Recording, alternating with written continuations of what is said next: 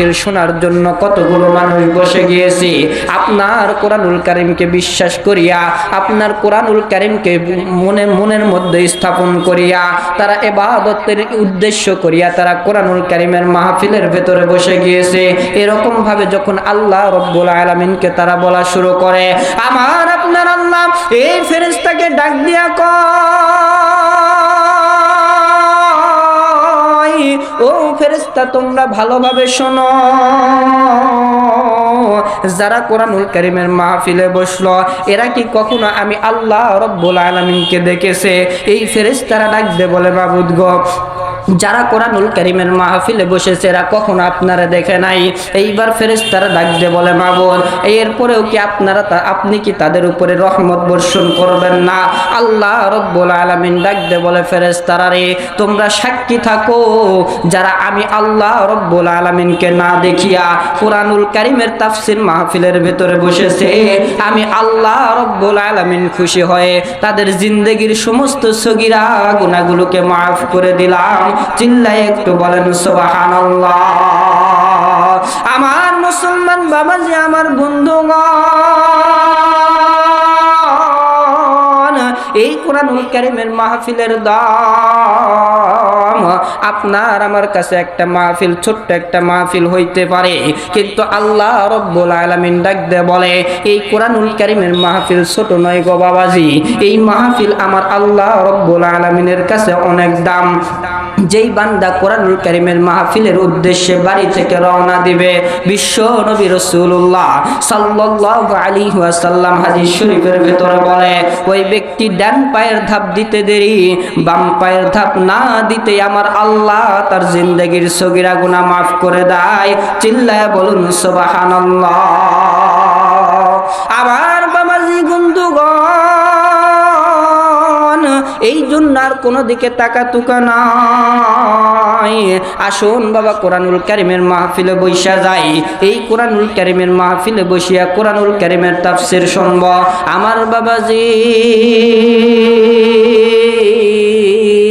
আল্লাহ রব্বুল আলামিন নবীকে ডাক দেয়, বলেন, নবী গো, আপনি আপনার উম্মতদেরকে জানায়া দেন, আপনার উম্মতগুলোকে আপনি বুঝায়া দেন গো নবী, আপনার উম্মতের ভেতরে যে আল্লাহর গোলাম আমি আল্লাহ রব্বুল আলামিনকে মহব্বত করিয়া, আমি আল্লাহ রব্বুল আলামিনকে ভালোবাসিয়া, আমি আল্লাহ রব্বুল আলামিনের কোরআনুল কারীমের মাহফিলে বসে যাবে, তাদেরকে আপনি জানায়া দেন, আমি আল্লাহ রব্বুল আলামিনের কথা শোনার কারণে আমি আল্লাহ পাক রব্বুল আলামিন একজন নফল ইবাদত করনেওয়ালা ব্যক্তি, নফল ইবাদত করিয়া যে পরিমাণ সওয়াব তার আমলনামায় নিয়ে নিবে, যারা যারা কোরআনুল কারীমের মাহফিলে বসবে এদেরকে আমি আল্লাহ এই বসিয়া বসিয়া একজন ইবাদতকারীর মতন সওয়াব তার আমলনামার ভেতরে দেয়া দিব। সুবহানাল্লাহ। আমার ভাইরা, আমার বন্ধুগণ, তাহলে বলেন তো কোরআনুল কারীমের মাহফিলে বসিয়ার দাম আছে না নাই? কিন্তু আমরা কোরআনুল কারীমের মাহফিলে বসতে চাই না, এদিক সেদিক ঘোরাফেরা করতেছি, কিন্তু কোরআনুল কারীমের মাহফিলে বসার সময় পাইতেছি না। আল্লাহ রব্বুল আলামিন বলেন, সবাই তো কোরআনুল কারীমের মাহফিলে বসতে পারবে না। সবাই কি পারবেনি? পারবে না। আল্লাহ পাক রব্বুল আলামিন বলেন, আমি আল্লাহ তাআলা যাদেরকে মহব্বত করি, আমি আল্লাহ তাআলা যাদেরকে ভালোবাসি, এদেরকে মহব্বত করিয়া, এদেরকে ভালোবাসিয়া আমি আল্লাহ তাআলা সর্বদাই আমল করার সুযোগ দিয়া দেই, যাতে করে মৃত্যুর পর আমি আল্লাহ পাক রব্বুল আলামিন এই মাহফিলের ওসিলা করিয়া এদের উপরে খুশি হইয়া আমি আল্লাহ তাআলা তাদেরকে যেন সুন্দর একটা জান্নাত দিতে পারি। সুবহানাল্লাহ। আর যারা মাহফিলে বসবে না, আল্লাহ তাআলা বলেন, এদেরকে তো আমি আল্লাহ তাআলা সুযোগ দেই নাই। কেন? কারণ এদেরকে আমি আল্লাহ তাআলা চাই না যে এদেরকে আমি সুন্দর একটা জান্নাত দিব, আমি চাই যে এরা বিশাল একটা ভয়ঙ্কর জাহান্নামে যাক। কারণ আল্লাহ তাআলা সূরা তহা তো শুনছেন নাকি নাম? কোরআনুল কারীমের ভেতরে সূরা তহা, এর ভেতরে আল্লাহ পাক রব্বুল আলামিন বলেন, যারা সর্বদাই গুনার কাজের ভেতরে লিপ্ত থাকে, যারা সর্বদাই গুনাহ করে, আমি আল্লাহ রব্বুল আলামিন এদেরকে দুনিয়ার বুক থেকে সহজে আমি আমার কাছে ডাকি না। সহজে কি করি না? ডাকি না। এদের হায়াতটা আমি বৃদ্ধি করিয়া দেই, যাতে করে দুনিয়ার বুকে এরা বেশি বেশি থাকতে পারে আর গুনাহ কামাই করতে পারে। কারণ আমি আল্লাহ তাআলা কবরের ভেতরে আসার পরে দুইটা একটা বাড়ি দিয়ে আমি আল্লাহর শান্তি হবে না? কি হবে না বাবা? শান্তি হবে না। আমি আল্লাহ তাআলা কবরে আসার পরে তারে মারতে মারতে মারতে মারতে আমার জিন্দেগির যত রাগ আছে সব দিয়ে তারে আমি প্রহার করব। এই কারণে তাদেরকে আল্লাহ তাআলা দুনিয়াতে হায়াত বাড়ায়া দেয়, তাদেরকে আল্লাহ তাআলা দুনিয়াতে দীর্ঘ হায়াত দেয়া দেয়, যাতে করে দুনিয়ার বুকে বেশি বেশি থাকে, গুনার কাজে লিপ্ত হয়। আর কবরে আসার পরে আমি আল্লাহ পাক রব্বুল আলামিন তাদেরকে যেন বেশি শাস্তি দিতে পারি। আর যাদেরকে আল্লাহ তাআলা মহব্বত করেন, ভালোবাসেন, এদের সম্পর্কে আল্লাহ তাআলা বলেন এদের হায়াত আমি কমায়া দেই। কারণ এদের হায়াত আমি কমায়া দেই এই কারণে আমার বান্দাকে আমি মহব্বত করি, ভালোবাসি। এই মহব্বত করিয়া এই বান্দারে আমি জাহান্নামে দিব, আমি আল্লাহর বড় কষ্ট হবে। কারণ এই বান্দাকে তো আমি মহব্বত করি, ভালোবাসি, একে আমি জাহান্নামে দিতে আমার কষ্ট হবে। এই কারণে এই ব্যক্তির হায়াতকে আমি কমায়া দেই, কমায়া দিয়ে তাকে আগেই আমার কাছে আমি ডেকে নিয়ে আসি। আচ্ছা বলেন তো, এটা কি পরীক্ষা আছে না? দুনিয়ার বুকে যারা ভালো মানুষ তারা আগেই মারা যায়। আমরা বলি না যে কত ভালো মানুষ ছিল রে, কিন্তু আগেই মারা গেল। অথচ কত খারাপ খারাপ মানুষেরা 70 বছর, 80 বছর, 90 বছর, 100 বছর পার হয়ে গেছে, তাও মরে না। এরকম কি নাই বাবা? কেন জানেননি? আল্লাহ তাআলা বলেন এদের হায়াত বৃদ্ধি করে দিয়েছি, কবরের ভেতরে পিটুনটা বেশি হবে। আর যার হায়াত আমি আল্লাহ তাআলা কমায়া দিছি, এরে আমি আল্লাহ তাআলা আগেই আমার কাছে ডাকিয়া সুন্দর একটা জান্নাত দেয়া দেব। সুবহানাল্লাহ।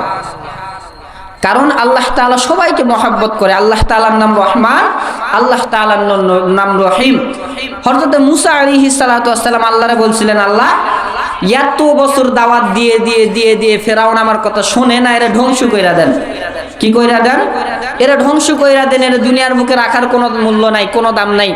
এত বছর ভরা দাওয়াত দিলাম, তারপরও আমার দাওয়াতকে গ্রহণ করে না, সর্বদাই বলে আমি আল্লাহ, আমি আল্লাহ, আমি আল্লাহ। তো আপনি এরা ধ্বংস কইরা দেন না কেন? এবার আল্লাহ রাব্বুল আলামিন ডাক দিয়ে বলে, মুসা আমি তো ধ্বংস করে দিবই, তো এর আগে একটা পরীক্ষা আছে তোমার। কি পরীক্ষা? তো তুমি তাড়াতাড়ি একটু মাটি নাও। তো এবার মুসা আলাইহিস সালাতু ওয়াস সালাম একটু মাটি নইছে, তুমি মাটির দ্বারা সুন্দর করে একটা তুমি পুতুল বানাও। তো মুসা আলাইহিস সালাতু ওয়াস সালাম একটা পুতুল বানাইছেন। তো এবার আল্লাহ তাআলা বলেন যে এর সুন্দর করে রং করো। মুসা আলাইহিস সালাতু ওয়াস সালাম রং করছেন। এরপরে আল্লাহ পাক রব্বুল আলামিন বলেন যে এই রং করিয়া আবার তুমি রোদের ভিতরে শুকাইতে দাও। তো মুসা আলাইহিস সালাতু ওয়াস সালাম দীর্ঘদিন পর্যন্ত রোদে দিয়ে আবার এটা শুকাইছে। তো আল্লাহ তাআলা আবার মুসা নবীরে ডাক দিয়ে বলে, মুসা এই সুন্দর করে শুকানোর পরে, এই মূর্তিটারে ভাঙানোর পরে, বানানোর পরে এখন আমি আল্লাহ তোমার আদেশ দিতেছি মূর্তিটারে লাথি মেরে ভাঙায় ফেলাও। কি করেন বাবা? লাথি মেরে মূর্তিটাকে একবার ভেঙে ফেলুন। তো মুসা আলাইহিস সালাতু ওয়াস সালাম আল্লাহরে বলছেন, আল্লাহ আপনার এটা বিচার? আপনার এটা কেমন বিচার হইল? এত সুন্দর করে একটা আমি পুতুল বানাইলাম, এই পুতুলটার রং করলাম, এই পুতুলটারে আমি রোদে শুকাইলাম, সুন্দর করে ঘরের ভিতরে যত্ন করে রাখলাম, আবার আপনি আমারে বলতেছেন এই পুতুলটার লাথি মেরে ভাঙায় ফেলতে। আচ্ছা আমার কি কষ্ট হয় নাই বানাইতে?